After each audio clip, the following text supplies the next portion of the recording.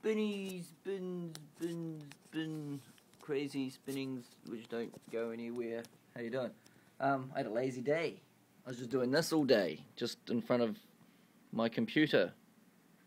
As you can see, I'm looking at zeitgeist-related things.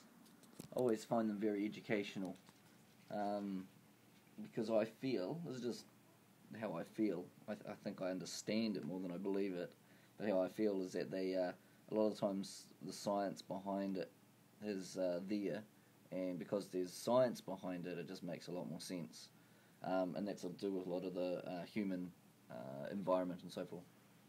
Anyway, it's not what I was going to talk about today.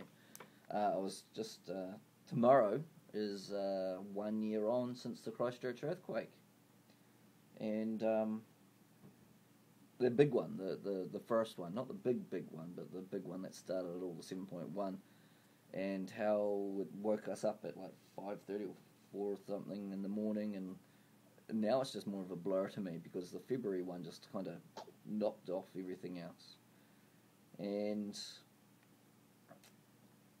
yeah, it's been a year of interest and not knowing what was happening, and fear and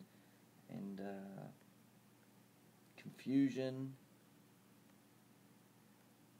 It was a very, very strange year because of that quake.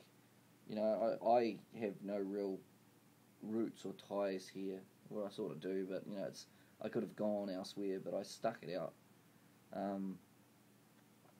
and survived.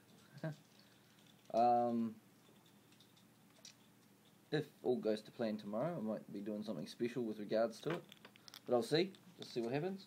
What are you doing, dogs? God damn it! Dogs are attacking me.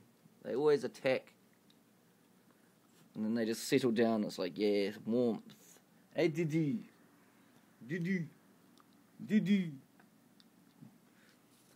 Anyway, that's all I've got to say. I don't really have much to say. Oh, actually, on the news today, it was about the people that survived the September 4th quake, and Kaipoi was on a bit. And I don't know. I lived in North Canterbury, where Kaipoi is, and I did a lot of teaching at Kaipoi Borough.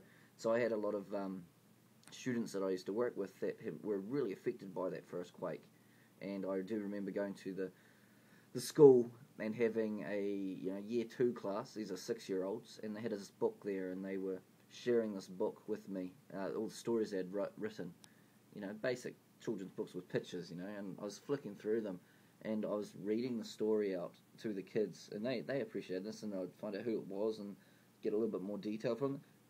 At least a third of the class had lost their house.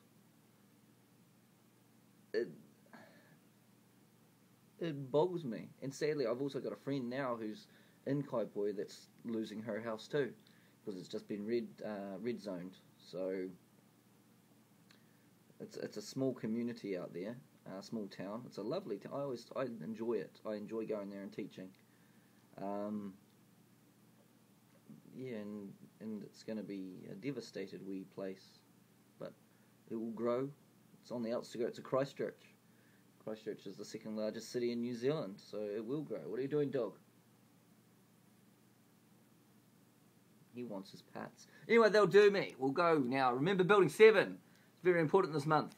See ya. Spinnies, bins, diddy.